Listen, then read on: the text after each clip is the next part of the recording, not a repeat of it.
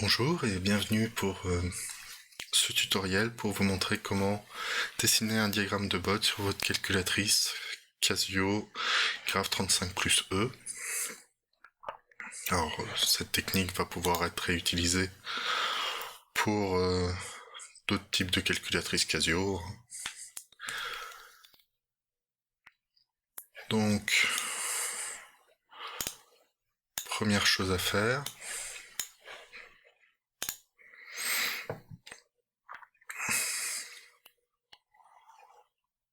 on va définir notre calculatrice en degrés. Donc, setup, angle, en degrés. On peut mettre directement aussi les complexes en polaire. Ça fera pas de mal. Donc, exit. Donc, deuxième chose, on définit J oméga sur Y1. Donc pour ça, I 10 puissance X. Donc 10 puissance X pour faire apparaître un diagramme semi-logarithmique.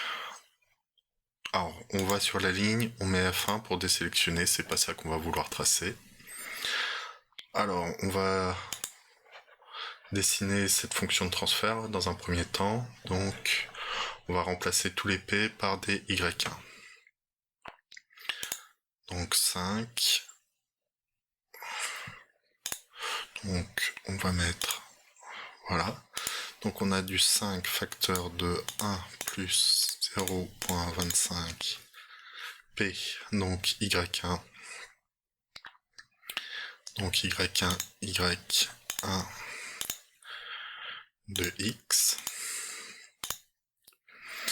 Et au dénominateur, Y1 de X facteur de 1 plus 2.005 Y1 de X plus 0.01 Y1 de X au carré.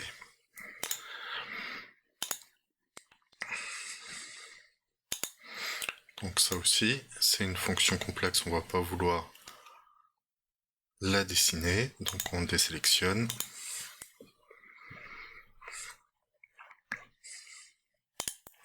Alors, cette partie-là, la définition de Y2, si on a bien configuré notre calculatrice avant, l'épreuve en particulier, c'est la seule partie qu'on va devoir refaire à chaque fois. Suivant notre problème, redéfinir la fonction de transfert.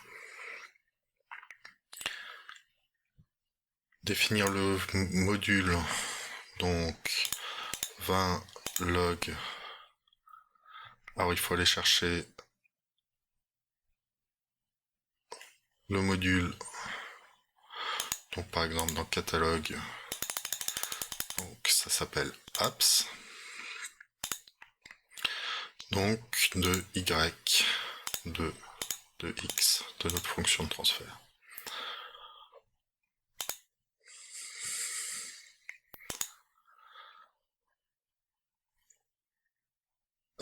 Définir la phase. Alors il y a une petite astuce, au lieu de prendre directement l'argument, on prend l'argument de moins la fonction de transfert, moins 180, ça pour qu'on ait un comportement toujours satisfaisant autour de 180 degrés. Donc, on va chercher dans catalogue, argument, de moins y de x, moins 180 degrés.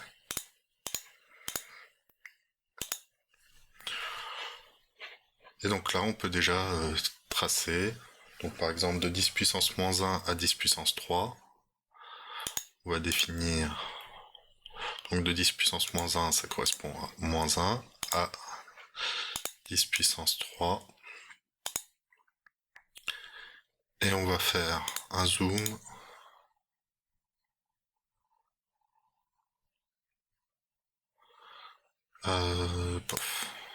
On va définir un zoom.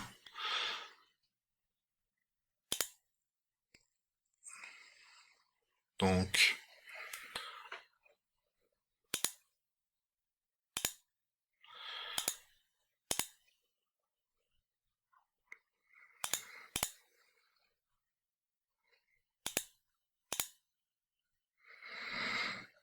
pardon. Donc, on trace. On définit un zoom automatique.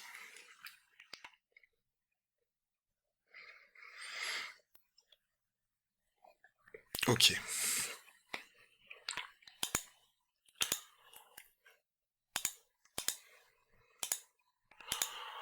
Donc, de moins 1 à 3. De moins 200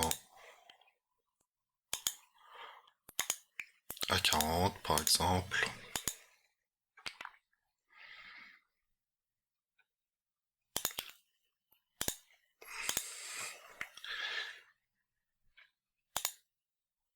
Et donc, on retrace.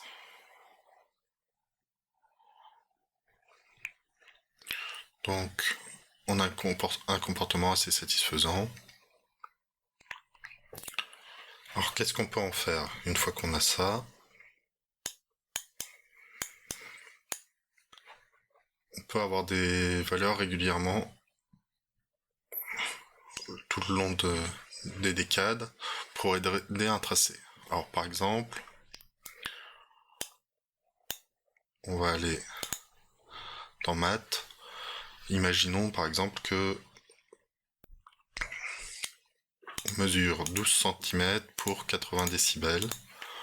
Donc ça, on va le stocker dans la variable G pour gain.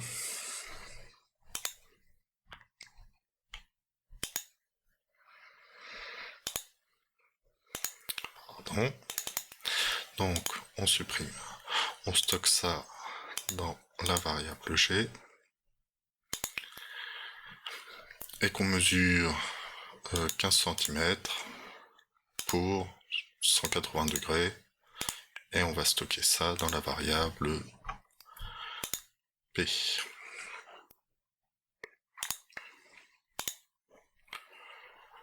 Donc on peut redéfinir nos fonctions et on va rajouter les facteurs.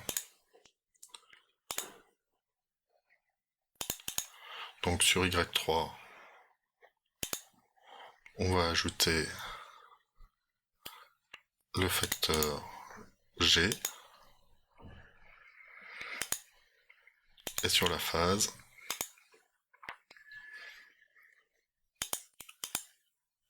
on va rajouter le facteur P.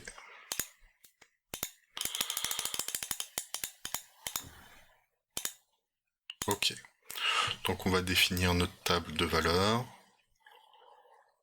Donc pour ça, on va aller dans table. On va désélectionner les deux premiers, ça ne nous intéresse pas. Donc Y3, Y4. On définit avec 7, donc on veut commencer à moins 1, arriver jusqu'à 3, avec un pas par exemple 10 points par décade de 0,1. Et si on obtient donc notre table à partir de ça, on a des résultats directement en centimètres utilisables pour pouvoir placer ça sur un document réponse. Donc on va revenir pour faire un traitement graphique pour trouver une pulsation particulière, par exemple. Donc, je prends comme exemple, on veut la pulsation et le gain correspondant à une phase de moins 120 degrés. Donc pour ça, on va redéfinir nos fonctions sans les gains. Donc, dans graphe,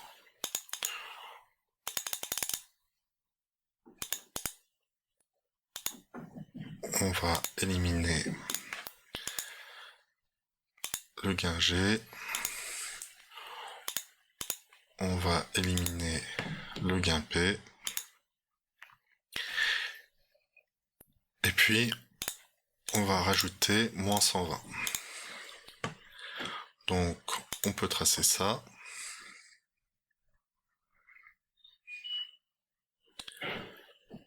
Et donc, on voit que moins 120, on l'atteint plusieurs fois. Imaginons que ce soit cette solution qui nous intéresse. Donc, Gsolve, intersection entre l'argument et moins 120 degrés. Il m'a trouvé cette intersection-là, cette intersection-là, et cette intersection-là. Donc, je note 2.029 comme valeur. Donc, 2.029, ça correspond à quelle pulsation?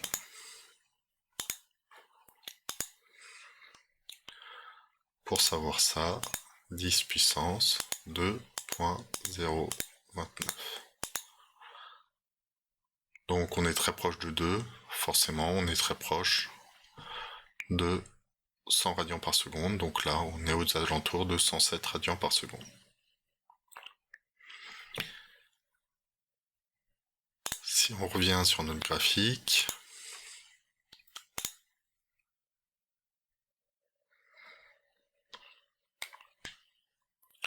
donc pour 2.0,020, 2.0,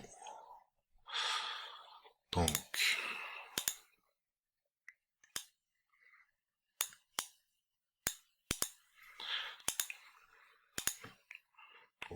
juste pour être sûr,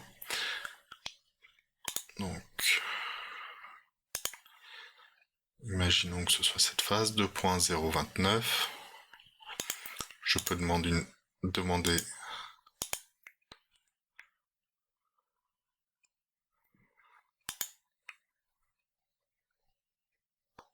avoir un calcul de Y pour la courbe de gain en 2.029, donc qui correspond bien à mon intersection ici, et je trouve un gain de 45,7 dB. Si je reviens ici, 10 puissance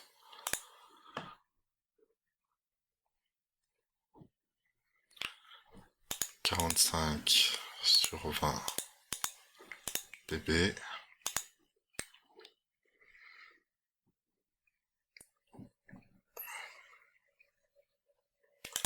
Pardon. Donc 10 puissance 45 sur 20. Donc ça fait un gain de 178.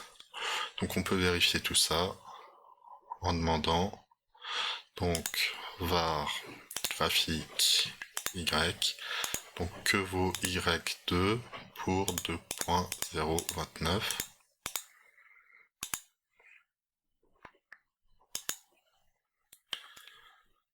Donc 5,2 10-3 avec un angle de moins 120 degrés.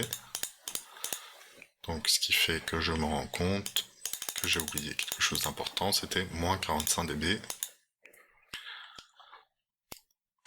Et effectivement, je trouve à peu près le bon gain. Donc vous voyez qu'avec Y2, j'ai directement le gain en linéaire et la phase grâce à ça. J'espère que ça vous aura été utile et que vous serez présent sur une prochaine vidéo. Au revoir.